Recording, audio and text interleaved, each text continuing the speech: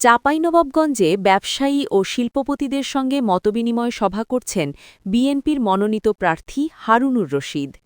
চাঁপাইনবাবগঞ্জ জেলা প্রতিনিধি মোহাম্মদ সেতাউর রহমানের প্রতিবেদনে। চাঁপাইনবাবগঞ্জ শহরের পাঠানপাড়ায় বিএনপি অফিস চত্বরে এ মতবিনিময় সভা অনুষ্ঠিত হয়।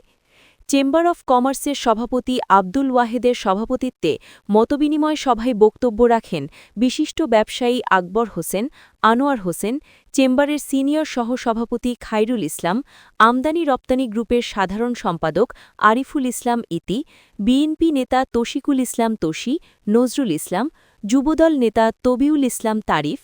সভায় সোনা মসজিদ স্থলবন্দরকে আরও আধুনিক ও আমদানি রপ্তানি বাণিজ্য বৃদ্ধির জন্য সুযোগ সৃষ্টির দাবি জানানো হয়।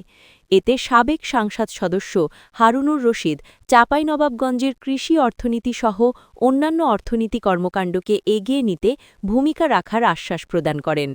সভায় Chapainawabganj chamber of commerce and industry সহ বিভিন্ন বাণিজ্যিক সংগঠনের নেতৃবৃন্দ অংশ নেন।